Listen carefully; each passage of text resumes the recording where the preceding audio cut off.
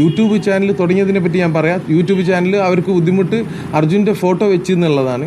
അത് ഞാൻ മാറ്റി ഇനി പറയേണ്ട ആവശ്യമില്ല.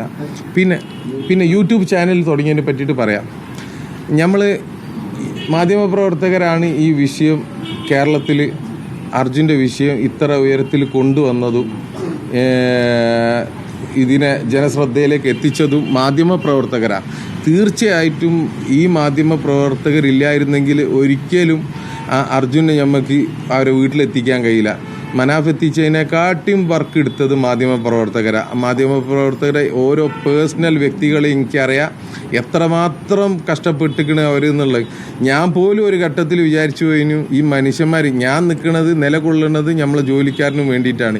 ഈ മാധ്യമപ്രവർത്തകരുടെ ഒക്കെ ആരോഗ്യസ്ഥിതി അത്ര മോശം. ഞാൻ പല സ്ഥലത്തും പറഞ്ഞേ അങ്ങനത്തെ ഒരു സാഹചര്യത്തിൽ നിൽക്കുന്ന ആളുകളാണെങ്കിൽ പോലും ഇതൊരു 3 ഘട്ടമായിട്ട് ഈ രക്ഷാപ്രവർത്തനം നിന്നുപോയിനും.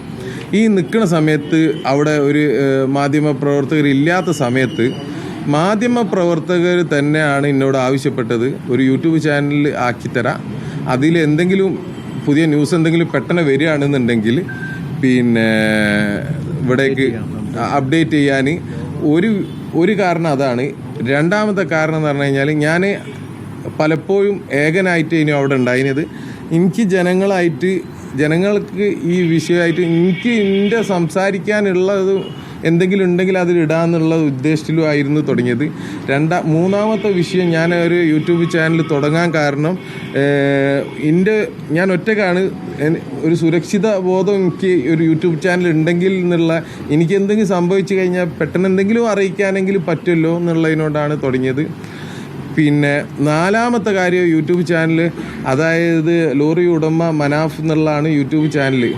ഈ ലോറി ഉടമ മനാഫ് എന്നുള്ള പേരിട്ടത് ചാനലിൽ എപ്പോഴും പറയണത് ലോറി ഉടമ മനാഫ് ഇങ്ങനെ പറയുന്നതിനോടാണ് ഒരു പെട്ടെന്ന് ആളുകൾക്ക് റെക്കഗ്നൈസ് ചെയ്യാൻ വേണ്ടിയിട്ട് മനസ്സിലാക്കാൻ വേണ്ടിയിട്ടാണ് ആ പേരിട്ടത്.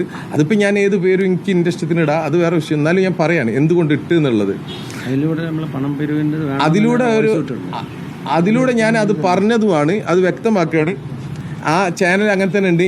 എനിക്ക് ഈ മാധ്യമപ്രവർത്തകർ തന്നെയാണ് എനിക്ക് പഠിപ്പിച്ചത് എങ്ങനെയാണ് ലൈവ് ഇടുക എന്നുള്ളത്. അതായത് ഞാൻ എൻ്റെ മനസ്സ് അങ്ങനെ താളം തെറ്റി നിൽക്കുന്ന സമയത്താണ് എനിക്ക് ആരെങ്കിലും ആയിട്ടൊന്ന് സംസാരിക്കുമ്പോൾ ഒരു റിലാക്സ് കിട്ടിയിരുന്നു. ഞാൻ ഇപ്പോഴും അത് ഒരു മോണിറ്റൈസ് എന്ന് പറഞ്ഞൊരു സംഭവം ഉണ്ടല്ലോ, ഒരു പണം കിട്ടണമെങ്കിൽ യൂട്യൂബായിട്ട് മോണിറ്റൈസ് ചെയ്യണം. ഞാൻ ഇതുവരെ അതുപോലും ചെയ്തിട്ടില്ല.